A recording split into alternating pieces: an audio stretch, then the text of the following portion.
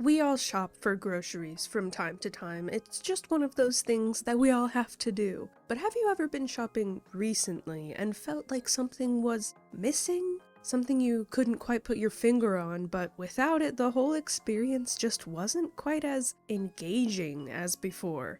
I believe that lost whimsy can be traced back to two sources: the simple joys of childhood and the nostalgia of decades past. Kids are liable to play around with anything that you put in front of them, or sometimes nothing at all. So, of course, entering a big building with tons of sugary snacks and flashy labels is gonna feel somewhat like walking into a wonderland. Or at least a place where they can find random things to keep themselves entertained until they can go back home. No matter which store you went to though, throughout the 90s and early 2000s, most public spaces were designed to be inviting even for the adult-aged customer. Grocery stores in general obviously still exist in the modern age, but many of their colorful interiors and pro-consumer commodities have been stripped of their personality, or in some cases been fully lost to time altogether. So clip your coupons, grab a cart, and join me on a journey through one of the most AmeriCorps videos I've ever made,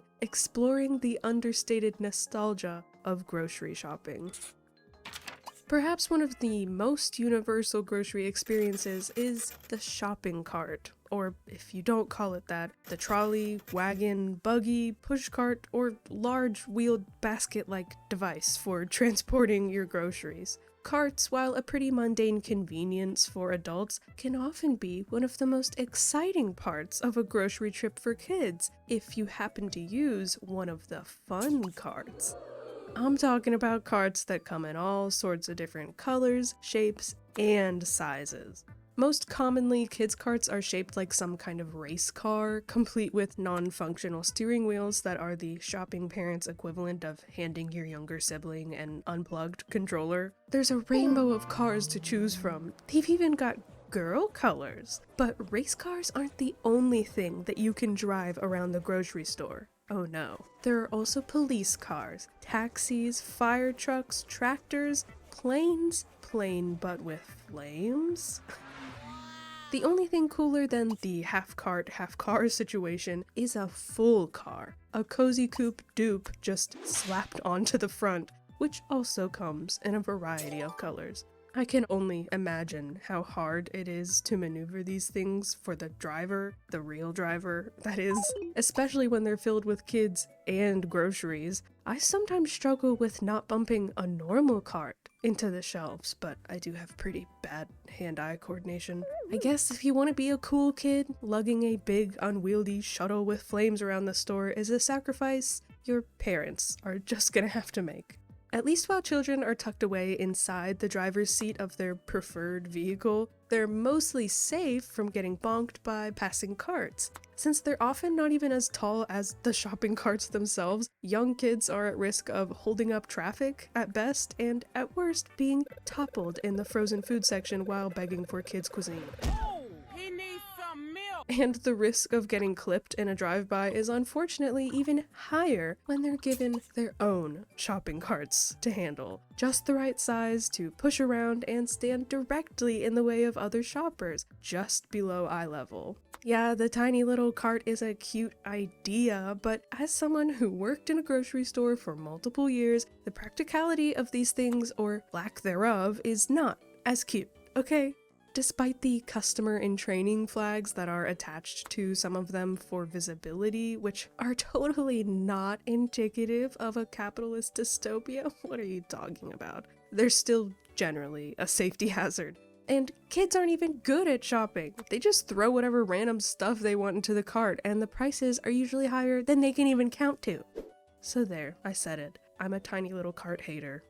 A special honorable cart mention from my childhood is this specific two-seater cart that Target used to have. I have a weirdly specific memory of being crammed into this thing with my sister in the 2000s, though it's hard to imagine ever being small enough to fit two of us in here. As I'm looking at it now, I think I get why they replaced this with this much more practical version, so now one kid doesn't have to be exiled to the claustrophobic backseat.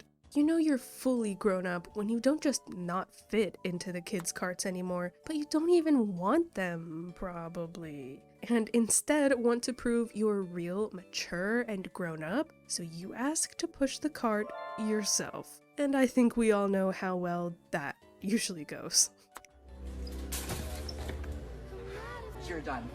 You're done. Not limited by store, region, or cart type, this may actually be the most shared grocery shopping experience for kids. We were most likely all entrusted with driving privileges once upon a time, only to promptly have that privilege revoked after ramming the cart into our parents' Achilles tendon. Whether you're allowed to push the cart yourself or not, or even allowed to stand near your parents for a while after maiming them, once you've grown out of the kiddie carts, you'll graduate to the next stage of childhood grocery shopping while you free roam. Just messing around with stuff. I know I sound like such a boomer every time I hit the back in my day, but back in my day, before every child was handed a tablet at birth, there was a lot more aimless, empty time to fill, especially in boring situations like running a grown-up's errand. That's not to say that modern kids never play around while shopping for groceries, but in previous decades, unless you had a Game Boy or something similar, there were virtually no other options for entertainment. It's not like you were gonna bust out the LeapPad or portable DVD player in the Food Lion. Speaking of video games though, if you happen to be shopping in a supercenter with a large electronics section, you didn't even need to bring your own console from home.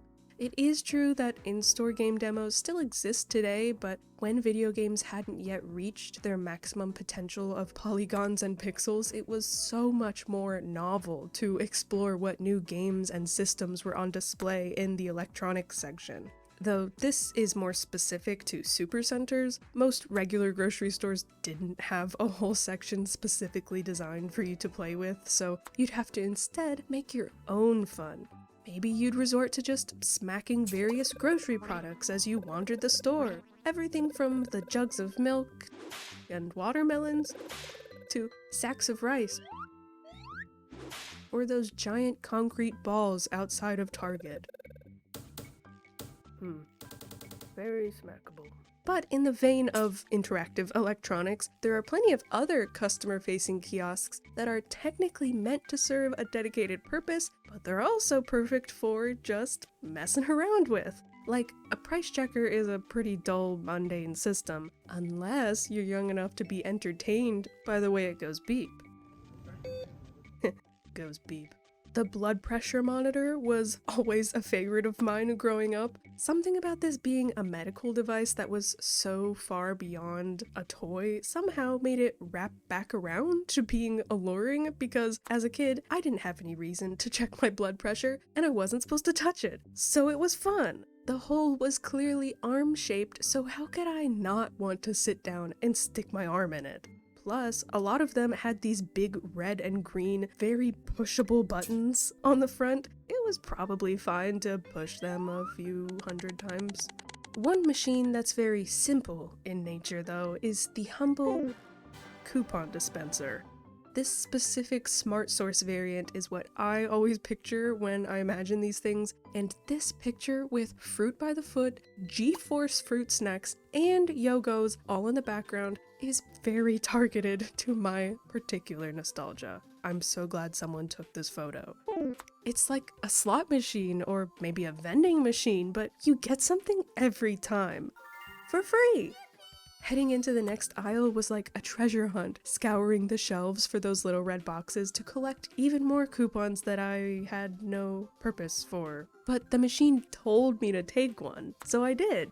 And then I waited for it to make that cool little noise. And then it would spit out a fresh, warm coupon, and then I would take that one and rinse and repeat. After amassing a stack of these things, and sometimes bleeding the machine dry, I don't think most kids actually did anything with them except stash them in a nearby shelf or throw them away. It was unfortunately pretty wasteful, and I would bet that's a prevailing reason why these kinds of dispensers have mostly disappeared since the 2000s. On the subject of coupons, some of the best snacks were products that had the coupons built into the box. Kinda. With Box Tops. Box Tops for Education is a school fundraising program that has transformed regular groceries into cash for your school since 1996.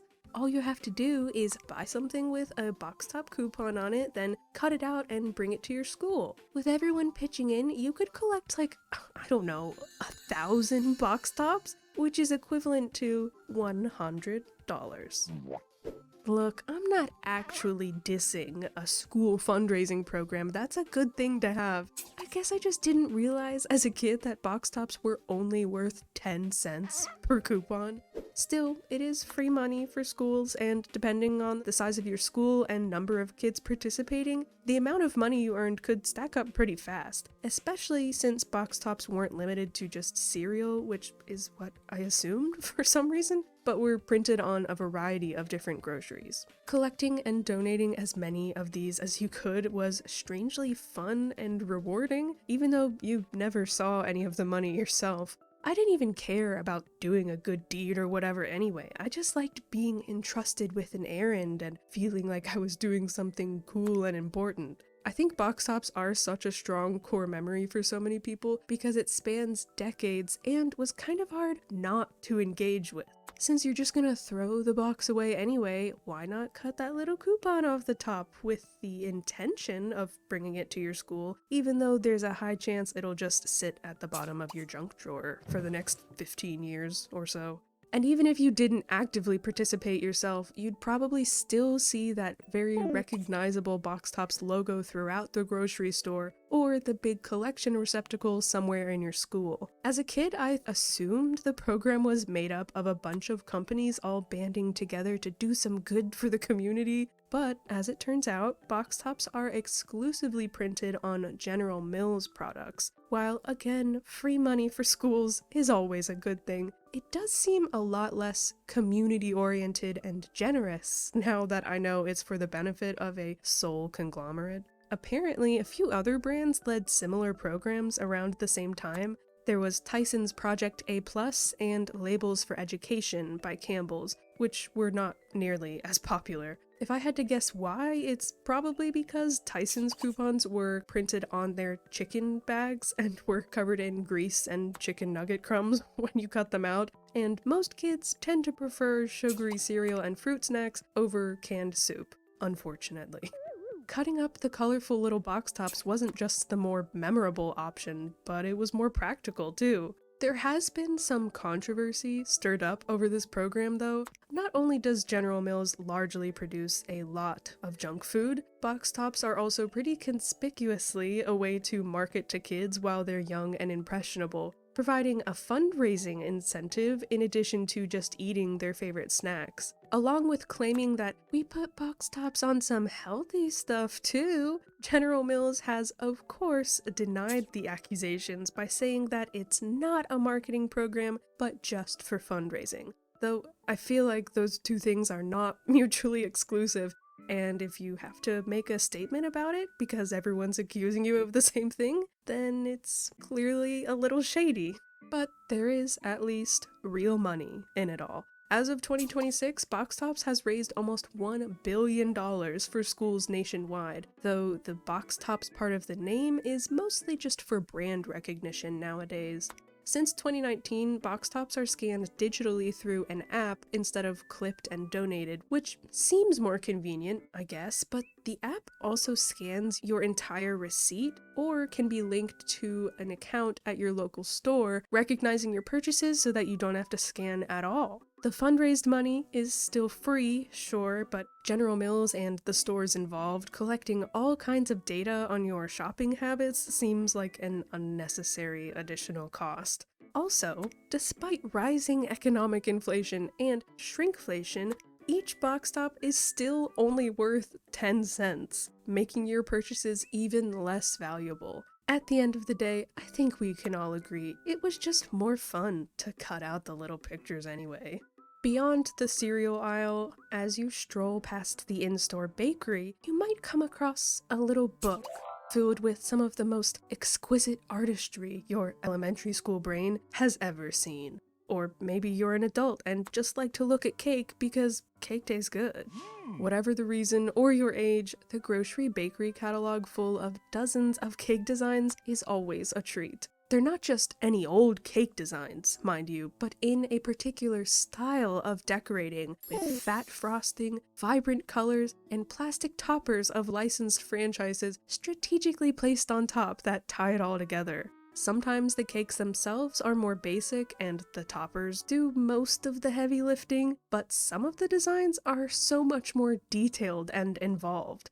This crocodile hunter cake with Steve Irwin wrestling a croc in the chocolate frosting mud, or this pixie hollow cake with 5 different fairies and a stream and dozens of tiny raspberries, flowers, I don't know what they are, but they're cute. It's high effort. Flipping through the laminated, slightly sticky pages to find your favorite media, or just to browse, was one of the more engaging and appropriate ways to occupy yourself on a grocery run. While these types of cakes and style of decorating do fortunately still exist, the older designs, of course, are especially nostalgic. I'm pretty sure I had this exact Blue's Clues cake at my birthday party in 2003, and some of the franchises even surprised me, like American Idol, Ratatouille, Wonder Pets, pre-Michael Myers' Cat in the Hat.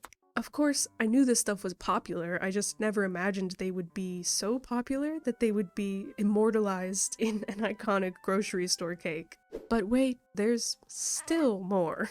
I may have gotten a little carried away with hunting down and gathering all of these examples together. It was necessary research. I'm a historian, you see.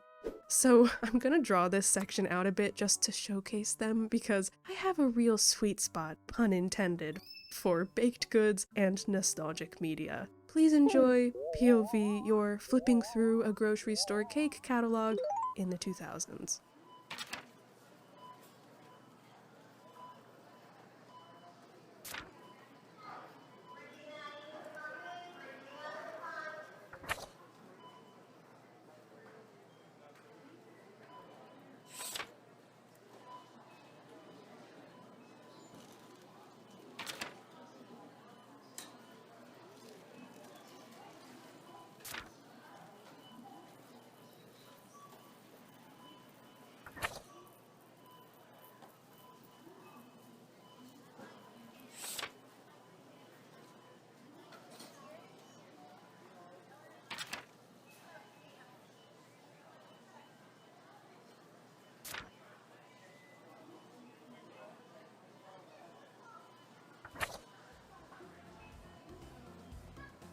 After all that coupon collecting, drooling over cakes, and almost breaking your mother's ankles, you'll probably be a little hungry. Or maybe you're not that hungry, but as soon as you see the snack bar, you're immediately tempted by its array of greasy, salty, sugary foods and their utter convenience anyway. A food stall or cafe space, most common in supercenters, is all the novelty of a mall food court, but with a lot less options and probably even worse quality.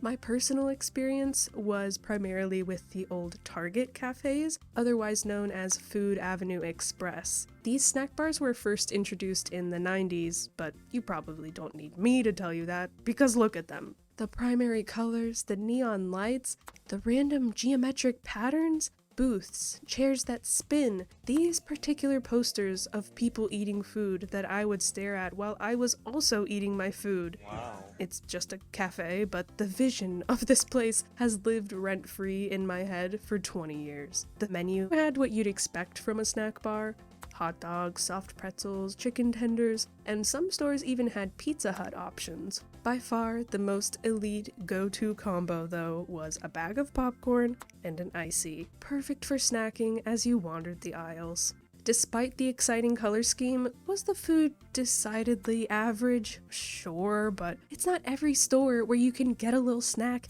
and do your shopping. And thinking of it now, was it actually kinda gross to touch all the groceries in between handfuls of popcorn?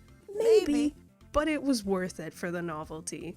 By the mid to late 2010s, virtually all food avenues had been shut down and replaced by Starbucks stores, an objectively overpriced downgrade with not nearly as cool of a color scheme. Also first introduced in the 90s, the K-Cafe at Kmart was pretty similar to Target's cafes in both menu and layout, but swapped Pizza Hut options for Little Caesars. I never went to Kmart much in general, at least not before I came to Australia, and it's a different Kmart. So I never encountered these particular snack bars, but in my research, I did happen to come across the next best thing. In 1992, these teenagers captured the unbeatable K-Cafe experience by filming a sketch about it for a school project. Hey! I know what we'll do! We'll go to K, Bart! Yeah, that's what we'll do! It's not just a sketch though, but a music video with an original, very catchy song that has been stuck in my head for days. Don't eat at Joe's! Who knows where his food's been? Don't eat at Subway! We know where that food's been! Don't eat at McDonald's! SWAT team's fighting gunmen! There's only one place that I will fit right in! Kmart! Kmart! The food I like! The price I need! Kmart! Kmart! Great eats and fries are ready to feed! Oh yeah, coming at you, baby. Great food! Looking good. Aside from the resolution and the 90s fashion, this video to me is otherwise indistinguishable from a modern meme internet video, comedic and truly timeless. Forget about the cafes and what kind of pizza they serve, I just want to listen to the 34-year-old Kmart K-Cafe song now. Kmart! Kmart!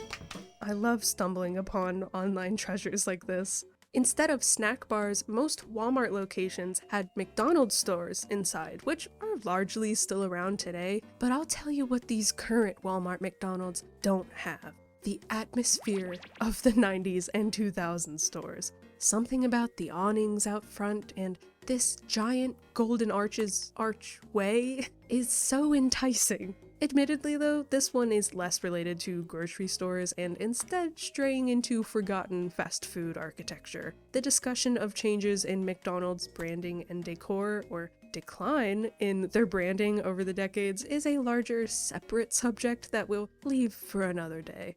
And if you'll allow me to indulge in a pretty niche snack experience that will only be nostalgic to a handful of people, there was the Harris Teeter cookies. Harris Teeter is an East Coast grocery store that offered free sugar cookies to kids throughout the 2000s, courtesy of their mascot, Harold the Happy Dragon.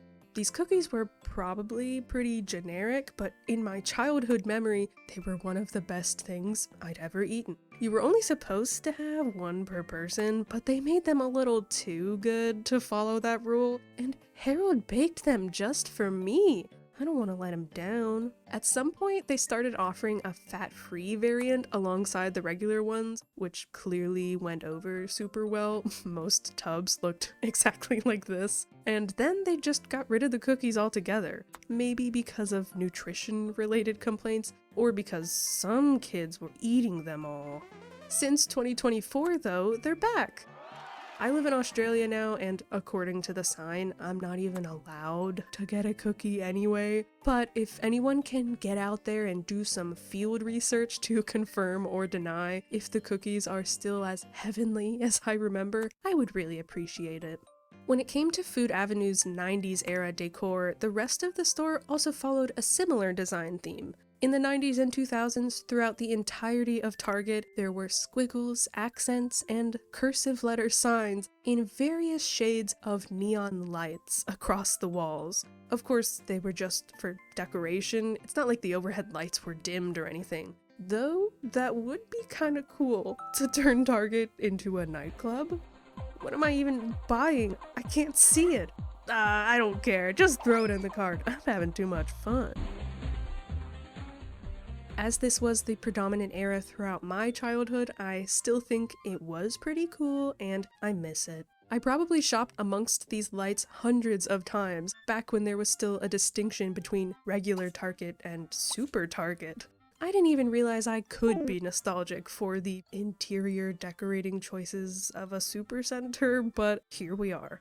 Another 2000s Target staple, though he was technically introduced in 1999, was Bullseye the Bull Terrier. It's not super common for most stores to have mascots like this. I don't want to paint the wrong idea of American shopping culture, but I remember feeling weirdly attached to this little guy anyway, just because dogs are cute, regardless of my loyalty to the actual Target store.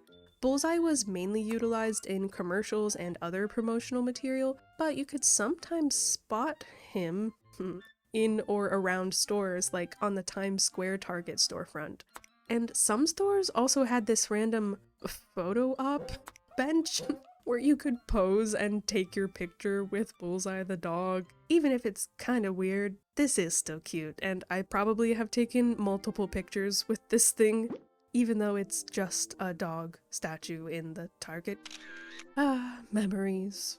Bullseye hasn't been completely retired in 2026, but he has been hit with the ever-spreading plague of modernization and been turned into a bipedal CGI dog. Honestly, this adaptation isn't terrible, but I don't get why everything has to be modernized and computerized and cute-ified. I liked the original doggy the way he was.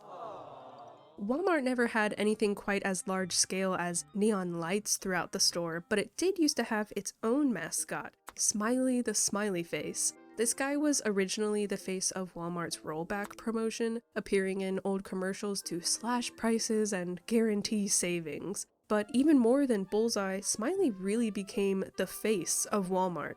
He was on the bags, the uniforms, the storefronts, the stickers handed out to kids by the greeters at the front door, and in dozens and dozens of special limited edition commemorative pins, among other variations of Smiley merchandise. Despite my track record so far, I don't normally get so attached to corporate mascots, but this little smiley guy is also especially nostalgic to me. My uncle worked at Walmart for over 20 years, so I spent a lot of my childhood in and around Walmart paraphernalia. After being retired for a while, Smiley has been brought back in recent years, but even a simple smiley face could not escape the curse of modernization. To be fair, Smiley's overall design hasn't changed much, but he's now become the face of the Walmart app's AI assistant, because we all know the world needed another one of those. And while we're on the topic of Supercenter mascots, that I still swear are not usually that common, we can't forget about good old Kmart, who had a super cute light bulb as their main motif. Mr. Blue Light, a pretty to-the-point name, was originally introduced for blue light specials around the store, but after those stopped, he was just the unexplained light bulb guy that promoted being Kmart smart. They're smart, and there's Kmart smart. But RIP to this man, he seems to have disappeared or burned out years ago with the slow decline and eventual shutdown of Kmart stores in America. Kmart does still exist and is pretty popular here in Australia, but it's more a home goods store than a supercenter, and unfortunately, Mr. Blue Light is nowhere to be seen overseas either. Aside from these semi-strange examples, most typical grocery chains didn't rely on mascots to appeal to customers, and instead relied on good old-fashioned interior decorating and branding. Or they used to. Unfortunately, modernization doesn't just affect the little light bulb guys and Target dogs, but now the entire store. Take mid-century interior design as an example for what I mean. In most public spaces, there used to be real pride taken in making a place stand out for its color, design, and overall attention to detail, and these ideals were especially applied to grocery stores. Since everyone needs to eat and most people visit every week, why not make the stores as inviting and consumer-friendly as possible? This Kroger remodel from the early 70s is a perfect example for what I mean, and in case it isn't obvious in the pictures, the bold, flowery language direct from Kroger corporate describes the intentions behind the design. The first impression is spaciousness and cleanliness, then a warmer, more friendly look. Then it hits you. The colors, pulsing and alive, accented with wooden beams, richly hued green and gold and bittersweet, sparked with walnut vinyl trim. Bold colors transmit a sense of shopping excitement. The village bakery is like a transplant from an English Tudor village with its beams and cross-hatched windows. She stands under a wood shingle roof, accented with the golden glow of lighted panels. Wine departments are elegant corners, burgundy tiled and wood beamed. Obviously, they're hamming it up a little too far. It is still just a grocery store at the end of the day, but the real takeaway is the attention to detail, thematic decor, and quality of life additions, all for the direct and sole benefit of the customer. By the 2000s, most stores weren't exactly as colorful and customer-friendly as the over-the-top mid-century infrastructure, but from the Walmart smiley faces to remnants of 90s consumer appeal and decor, there was still life there. In 2026, even those few meaningful touches have all but vanished. Most stores, especially larger supercenters like Walmart and Target, but also including smaller chains too, are now sterile and borderline lifeless. Sure, most errands are never gonna be particularly fun or actually make you feel like you're traveling through time and stepping into an English Tudor village bakery, but the idea that because something is a chore means that the place that you do it in has to be dull and colorless is a case that never sat quite right with me. Modern equating to minimalism seems a whole lot like customer appeal equating to who cares anymore, they're gonna shop here anyway. I guess at the end of the day, grocery stores do still serve their functional purpose of selling food, and with that in mind, why should it even matter if kids can still ride in a cool cart or get a free cookie? Never mind what the store looks like on the inside. But now that we're pointing out all the differences, don't the more intentional options just look kinda nice? If it doesn't matter either way, then why not put a little extra care into the customer's experience? And what if I told you that it does kinda matter? What if everyone would benefit from a less dull, sterile environment? Customers are happier, maybe spend more time in stores, and corporations get more of their money, all without that much more effort on their part. If they did it before, why can't they do it again now? Why did they get rid of it all in the first place?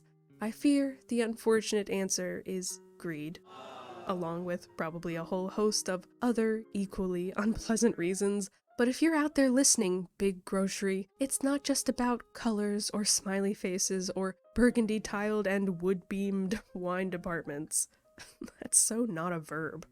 But about humanness, the inherent human drive for connection, art, color, community, and joy, even in places as mundane as the grocery store. Of course, I liked the old neon lights and 90s designs, but if not that, then surely there must be a middle ground that we can all agree on. Something in between the over-the-top colorful corporateness and the current lifeless shoeboxes full of harsh LED lighting and overpriced products. I suppose noticing and missing simple changes like these is what makes nostalgia so bittersweet, but I for one hope that the current grocery shopping and consumer experience in general can only go up from here. At the very least, we deserve to have the coupon dispensers back. Hi, welcome to Jelly TV, where I shout out a video that I think deserves some love. I recommend watching the lost media of an iconic Flash game, Charger Escape, by Merrick's. Horse Girls Rejoice, Merrick's delves into the weirdly specific yet also weirdly common nostalgia of playing this particular 2008 Flash game, Charger Escape. Merrick's tracks down its developer, original artist, and even finds additional games and lore on the infamous horse itself, named Charger. Even if you never played Charger Escape on Girls Go Games like the rest of us chronically online girlies, you should give this video a watch to hear about its simple game design and artistry, and check out the rest of Merrick's channel. A huge thank you to Clank, Test User, Bunny, Bunzo, Karis Desarun, Half Fictional, JCap Con Leche, Kabluki Luno, Knuckleoso, Lojue Animal, Lou, Luna Stephenson, Lychee, Mark Kent, Melted Patties, Mother of Mothman, Nighttime Coral, Ollie E, Paper Sam, Pharmamags, Pixel Puppy, Shaples, Tish_Guy, and the rest of my patrons for supporting me. Feel free to clip out these patron coupons and send them in for a reward. I won't tell you where to send them, but just keep an eye on the mailbox in case you get it right.